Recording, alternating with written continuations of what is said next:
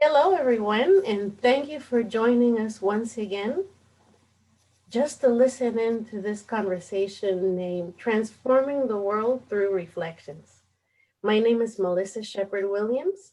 I'm a psychotherapist and professor, and today I am joined by a beautiful, beautiful clinician, dear colleague of mine, and her name is Adeela Whittaker.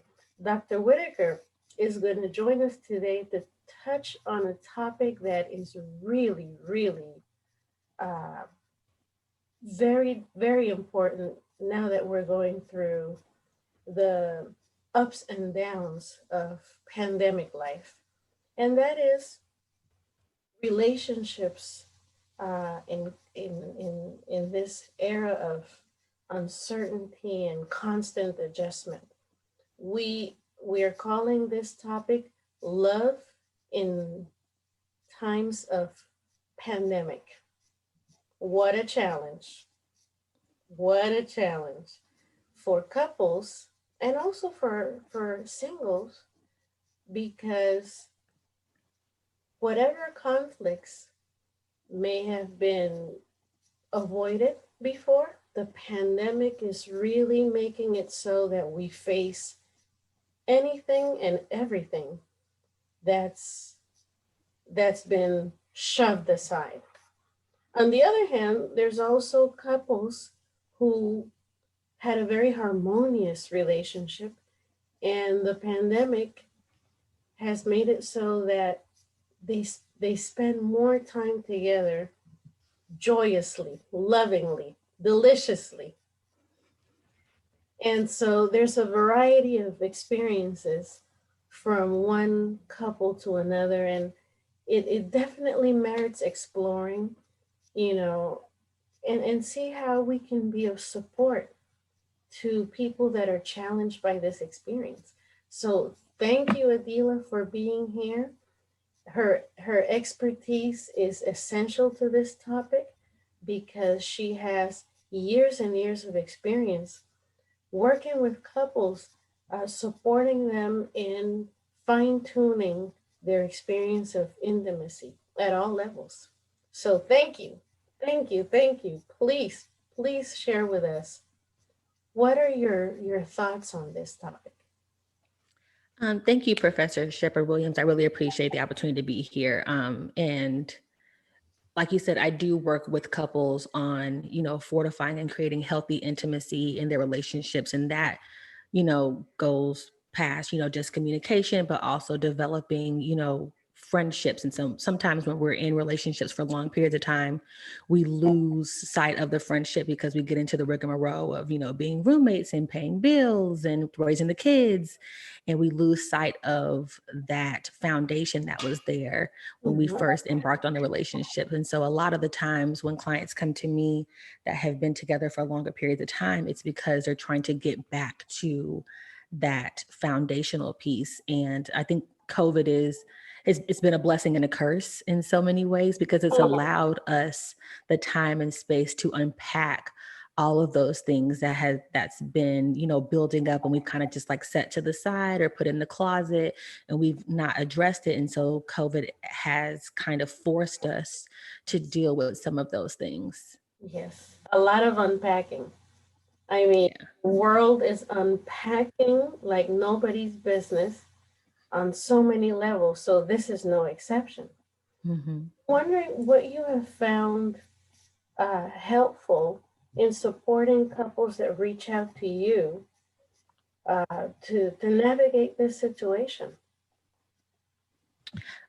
So what I find helpful in giving clients, while they're trying to navigate the situation, is just empowering them to lean on one another. Because I think that this is a very uncertain time, with COVID and the elections and everything that's going on, in civil rights and social justice. It's a very uncertain time for, people and Black people in general.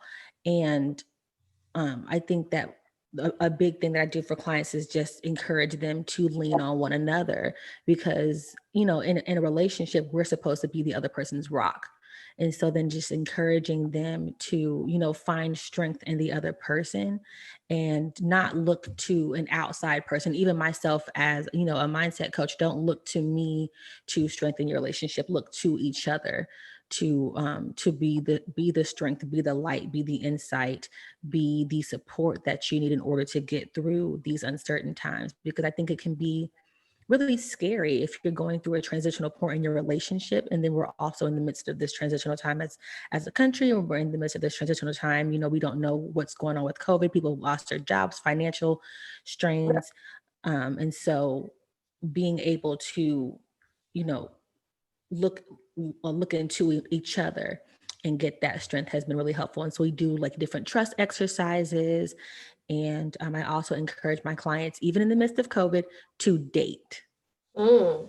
Speaking of dating, what are your thoughts on how challenging it's been for single people to feel a sense of connection in the dating aspect of their lives? Because all of us in this pandemic are suffering, not being able to experience connection in the way we most prefer, in person, and especially early in the quarantine when there were even more restrictions as to where you could go and actually see people in person, be with people. All the grieving that's been happening without touch. So, at a community level, uh, it's been a challenge to stay connected. And then there is the relationship um, that could be unfolding with someone romantically, and it gets interrupted by COVID, or people who were not yet in that process of developing a connection with someone, but are longing for it, for a romantic relationship in their lives. What are your thoughts on that?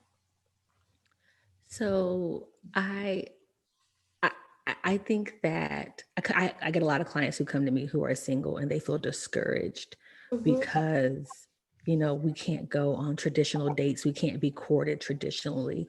But I think Mm-hmm. the beauty about COVID is that it forces people to be creative. Mm-hmm. And there are so many ways that you can go on dates and create intimacy, even in the midst of COVID and not being able to be, together in person. We can do Skype, or I'm sorry, not Skype. We can do Zoom. There are, I've even heard of like speed dating in like the different Zoom rooms. Oh People my. will host Zoom calls and then they'll have different rooms where you'll get like 5 minutes and then you'll do speed dating Wow. in the Zoom rooms. It's like people are being so creative and so thoughtful on different ways that we can cultivate new relationships. And I think that this is just the perfect time to Mhm. explore those different ways. And then it allows you to get to know people without the pressures of what to wear, or what if Right. they don't like what if they don't like what I look like initially. It just removes all of those inhibitions. It allows people to be themselves and to take all of the second guessing and overthinking out of dating. And i Mm-hmm. think i think because of this, we will see more authentic relationships, because that superficial layer is forcefully being removed because of COVID and having to do things virtually. And so I encourage all my single clients to just get out there and try the different avenues, because I think that, we'll get to see the more authentic side of people, and, we'll have some really good relationships come out of it. Mm-hmm. I am really impressed by the way we're using technology these days for things we never thought of before. Mhm. When you mentioned these breakout rooms for speed dating, wow, who would have known, right? Yeah, I love it. It makes me Wow. happy. And then there's also, you know, another side of the coin. As I was listening to you, I thought about people who, not only in terms of relationships, but the ability to work remotely or do other things remotely, say for their children, supporting them with academic work. For a lot of people, these technological resources that we are benefiting from are just not accessible. Mhm. All these disparities uh, in terms of resources that have become super visible now that we're going through the pandemic, um, spill over into several areas of life. And so dating wouldn't be the exception. So for people who don't have this technology, what's available to them, especially with all the isolation it creates? Right. Well, I mean, for people who don't, who don't have Zoom, who don't have access to, the online platforms necessarily, Mm-hmm. I think that like online dating or like even phone apps are becoming more and more prevalent. I know I talk to my nieces and nephews who are like in their 20s, and they talk about like Tinder and Bumble and all the Mm-hmm. other like online or on the applications on your phone that you can use to like date and meet people. Mm-hmm. And that's what they're doing too, just to interact and to meet people. And a lot of those are sometimes based on your geographic location, so it'll pick up like your exact location and filter for people who you'll match with that are within a driving or walking radius from you, so that when things open back up, you're able to then go out and meet them. But in the meantime, I mean, phone calls are good, Mm-hmm. text messaging is good, and like something that I encourage even my married couples to do, writing letters. There is something so romantic about getting a professed affection that Yeah. is handwritten on a Yes. piece of paper. There's something so romantic about that, and it's a very Yes. intimate act to do. And so that's, I encourage people to do that as well, because Mm-hmm. there's no typos, you can't erase it, you can't delete it, it's not in the cloud. You just give it to the person, and it Yeah. means something very special. So while there is difficulty, there's also the opportunity to tap into to your creativity. Absolutely. You know, as they say, necessity is the mother of invention, right? Yes, I love that. Mm-hmm. But it's still a topic that has so many layers. There's no cookie cutter. There's no either or. Different ways of approaching soothing this tension. Hmm. I worry. I have to tell you, Adeela, about people that feel so emotionally exhausted and lonely Hmm. that um, they are taken over by this desperation to connect, that rather than focus mainly on technology, if they have it, they just go out in the world because, we just have this need to reach out and touch, literally, Hmm. and it's something that is in conflict with safety measures. Right. So what message can you share with people who in their desperation uh, are just saying, I'm just going to go out there in the world and I will figure out a way to date in person. Well, I know, I don't know if you remember this about me, Professor Shepard Williams, that I am a huge extrovert. I am a social butterfly. I like to be around people. Yes. So an extrovert who was having a very hard time with being on COVID house arrest, I can understand and empathize with people who want to be around other Mhm. people who feel the need to, like you said, reach out and touch. Um, but I also I think that this, like I said, it's just an opportunity to be creative in the way that we can interact with people, because there are ways to be social without putting our lives or the lives of other in jeopardy. We, like I said, I do a lot of Zoom calls. I do Zoom happy hours. I do Zoom Mm-hmm. coffee meetings. Mm-hmm. I go on walks outside within Yes. within a safe space, and then I go on a walk at a specific time because there's another mom in the neighborhood who walks similarly, and I'll see her across the street and we're able to like wave at each other. So I get my like social outing in that aspect. Yes. But I think it's also about, making time to take care of ourselves. Mm-hmm. Um, and Mm. so without getting too deep, I Oh, think a lot please of the do. I think a lot of the times people are afraid of being alone because there are things that we have not yet addressed within ourselves. And so, especially, when we live by ourselves or we spend a lot of time, Mm-hmm. in solitary, it's Yes. scary because you're Yes. left alone with your own thoughts and your own feelings. And then I have to address all of these things that I've been avoiding, which is why I fill them with time and people and activities. But, when COVID shut everything down, people had to sit face to face with themselves, and that can be really daunting. Mm-hmm. And so I think that instead of looking at it as, something that's intimidating or something that you have to avoid, I think it's important to like take that time to address those things, because a lot of people will come out of COVID having grown into the individual that they want to be, and having, made taking the steps to transform in a way so that they can be a better version of themselves, because they're taking this time to address and unpack their trauma, or the trauma that they cause other people during this time. And so I would just encourage people to stop avoiding, stop running from whatever it is that you're running from, and just look within and see how you can heal yourself during this time. Mm-hmm. Wow, thank you for sharing this. And as I was listening to you, I was also taken by the messages in your background and how connected they are to what you were just sharing. Mhm. Attitude determines how well you do it. Motivation determines what you do.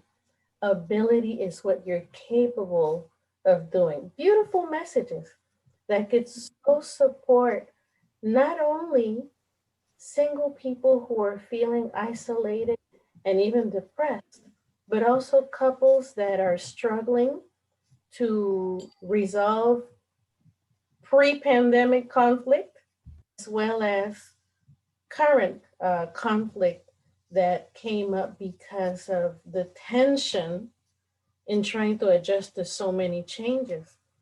Um, there's a phrase you used, Adeela, that struck me: house arrest, COVID house arrest. So many people are still feeling this way, that I was thankful to hear you then later talk about the potential for transformation that's in this situation. So now house arrest can be transformed into something different. Absolutely. And how can people who are suffering house arrest allow into their lives the right support so that they can transform house arrest into a nourishing experience? Um, I think it's all about, like you said, looking within. And then also, we can't do everything by ourselves. We are human beings. We all require a level of assistance and Mhm. guidance. And I think it's about having a good support system around you who Mhm. can, support you on this transformation journey.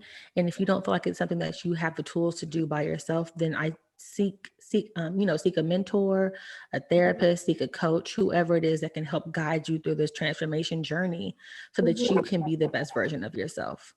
Yeah, definitely. Healing ought not to be attempted in isolation. We need community to Mm-hmm. heal and also to grow. Yep. There's so many possibilities for growth in this situation, so that, like you well said, we go into the other side of things um, in a new way, in a new way. It's been hard though, Adeela, because with so much pain happening, given all the social injustice, and here in the U.S., um, conflicts in relation to the potential outcome of elections. Um, it's very energy draining for people that are juggling so much to then say, okay, I'm going to sit down and confront my challenges. So definitely, we need a village. We need a village. Absolutely. We need a village. What are your suggestions for people who have a hard time reaching out and creating a village if they don't feel like they have it? My advice for people who don't feel like they have a village, I would say, open yourself up to, the people that are around you. Mm-hmm. I mean, as a person who has moved over this country so many times, and I've had to literally create my own villages every time that I relocate. I find a lot of help and comfort in, like meetups or Facebook groups.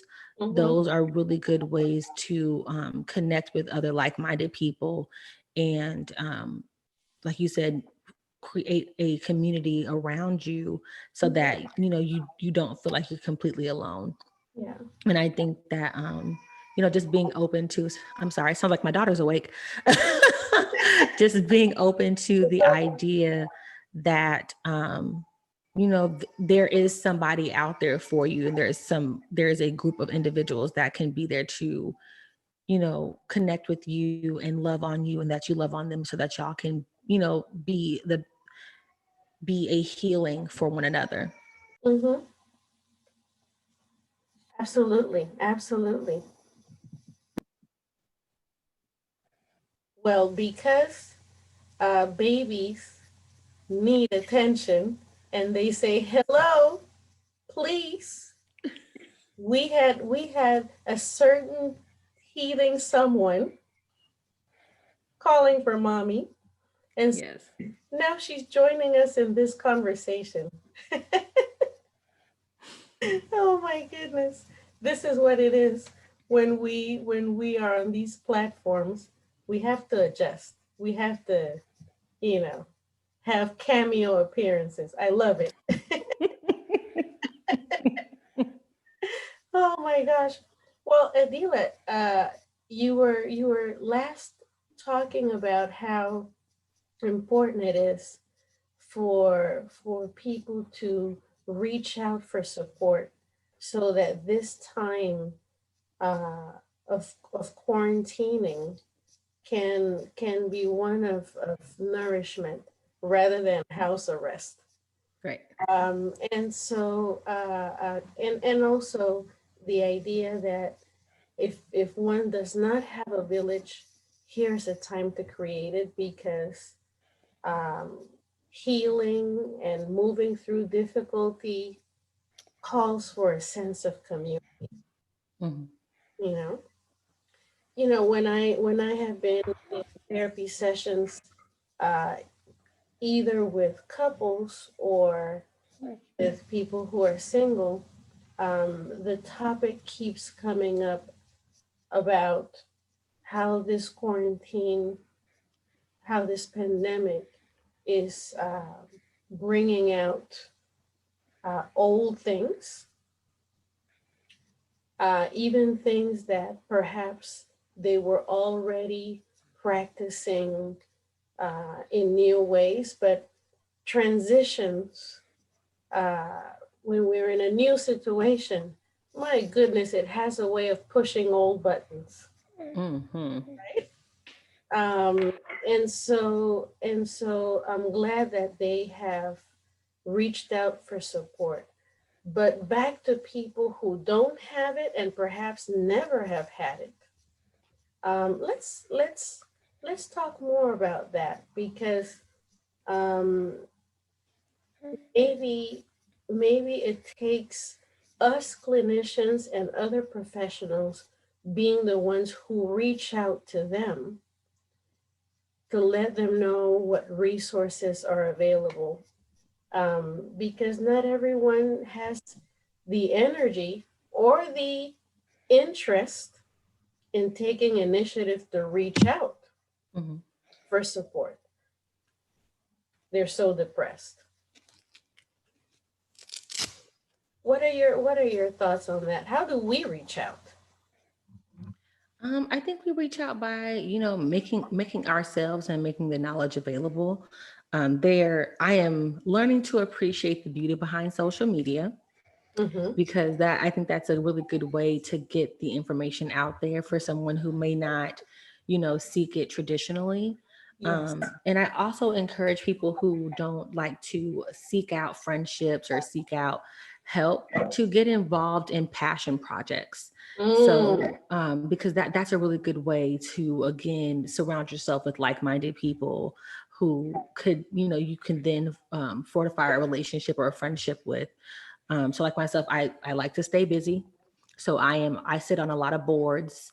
I am a part of a lot of organizations, and I do that because I like to be able to be around people and to cultivate, different relationships. And so I encourage other people to do that as well. If you're not one of those people who um, finds that you have a strong community or around you, then get involved in different ways. Volunteer, yes. um, you know, give your time in different ways so that you can meet people. It doesn't have to be a structured or specific way that you're trying to make friends, but you will develop relationships because you'll be around people who think Mm-hmm. like you do and have similar passions that you do. Yes. And I think that's a less stressful way to build those communities. Yes. Wow, you make a strong point that I believe is applicable pandemic or not. You, Hmm. when we're engaged in activities that create enthusiasm, Hmm. such as volunteering, you know, um, we're creating the right energy to welcome uh, like-minded people into our lives. Hmm. We're so busy creating the conditions uh, to experience life the way we prefer Hmm. that we're energized. Right. We're energized and less focused on lack, right? Hmm. So what a way of cultivating a sense of abundance. I look at that beautiful face. Look at those eyes. Yes, she has a lot to say too. She does, just like her mother. She gets it honest. Yes, I love it. So, so definitely something that we invite people to reflect on is that involve yourself in passion projects. I love your Hmm. passion projects, and it creates a different energy inside, right? Um, Absolutely. so that in that process, you never know. That's a potential way of meeting a like-minded person who may become a special part of your life. You never know. You never know. But I realize it's easier uh, to say than to do when someone is in the throes of depression. And if not depression, just heaviness, you know. But hopefully they will reflect on it. You know, Adeela, I want to bring up something that came up when you and I joined a group of other colleagues in another Zoom, and it had to do with how, because of social injustice, for years and years and years, people of color have resisted uh, therapy support, understandably, you know, and so we just want to validate that and recognize that there have been many reasons to suspect it as no, that's not for us. And also our history of pain has said, oh no, I don't have time to deal with pain. I just need to keep going.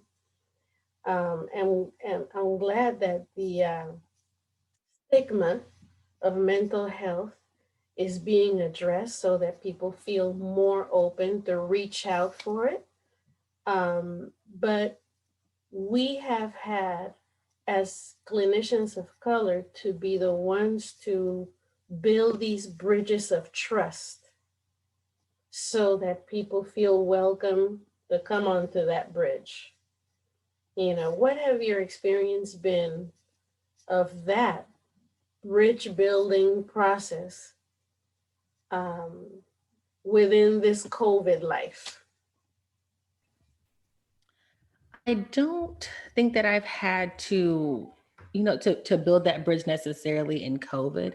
But when I was in more traditional therapy and clinician roles, Mm-hmm. I found myself being one or the only therapist of color, and then being the spokesperson Mm, for how to tailor our services to people who identified as being Black and brown. And I felt like as a Black woman and as a therapist, that was a really difficult place for me to be put in.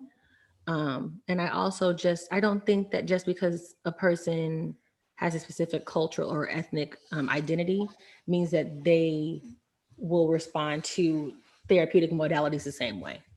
true. Very true. Um, and then I've also, a lot of my clients are women of color, either as individuals or as couples. And then a lot of the time they have worked with a therapist before, and usually their therapist is not a person of color. Mm-hmm. And the reason that they come to me as an empowered mindset coach is because I'm able to help them navigate through all of the um, all of the negative stereotypes and um, all of the, what's the word I'm looking for, help them navigate the world as not being not being seen as their skin color, and being able to stand in their purpose without justifying their actions or justifying who they are and why they are the way they are. Mm-hmm. And so they're able to get to a different level of enlightenment and Mm-hmm. happiness Mm. through my coaching modality, because I love therapy, been in school for therapy for all my life. But I think that our teachings are based on Eurocentric modalities, Mm-hmm. and they don't always apply to Black and brown people. And that was a huge reason why I thought that coaching would, being the rebel that I am, being able to create an assessment and a modality that was specifically for Black and brown people to get them Yes. the level of results that they Yes. wanted, Mm-hmm. I think was so important to me. Mm-hmm. Even from my undergraduate days. And so that's what I've seen a lot from my clients is, they gravitate to individuals who can help them be unapologetically them no matter Yes. what. Because I think in Yes. therapy, we talk about coping with and dealing with. And as a coach, I don't tell my clients to be okay with it. I don't tell them to cope with it. I'd say, screw what everyone else has to say. You can do all of these things that people say that you can't, and you don't have to make agreements with all of these negative stereotypes and these negative messages and these boxes that people try to put you in. Yes. Excellent. So important. Yes, yes. Yes. It is so important that Mm-hmm. the history of psychotherapy, like you said, being very Eurocentric, that Mm-hmm. we continue giving it cultural context when we meet people of color to support their healing journey. Mm-hmm. And she agrees. Yes, she does. She hears mommy talk about this all the All time. the time. My goodness. Well, Adeela, I am so thankful that we have had this opportunity to think out loud together and hopefully invite our listeners into reflection about what's possible when you allow yourself to transform house arrest into a possibility for self-nourishment, so that as we develop a more delicious relationship with ourselves, we are able to create that with others. So this is this has been wonderful. Please share where our audience can reach you for future support, one-on-one with you. Absolutely. So, as Dr. Professor Shepard Williams mentioned, my name is Adeela Dr. Dee Whittaker. I'm the CEO of the Dr. Dee Effect. We are a professional consulting and coaching agency, and I help empower women to, overcome their situations and be their most unstoppable selves and do so unapologetically. I can be found on social media, on Instagram and Facebook and Twitter at Docta Dee Effect, and that's DOCTADEE Effect with an A. I'm also on LinkedIn, Adeela Dr. Dee Whittaker, and I can also be found on my website, www.thedoctordeeffect.org. And I'm also having a webinar coming up on November the 19th about how to take your power back in relationships and set boundaries so that relationships are no longer draining you, but pouring into you and being more sustainable. Excellent. Thank you so much. And congratulations on all the beautiful work that you're doing. Thank you. The onward, onward, beautiful baby. Thank you. She thinks so too, obviously. Yes. Take care and be well. Thank you, Doc. Thank you so much, Professor Shepard. I really appreciate it.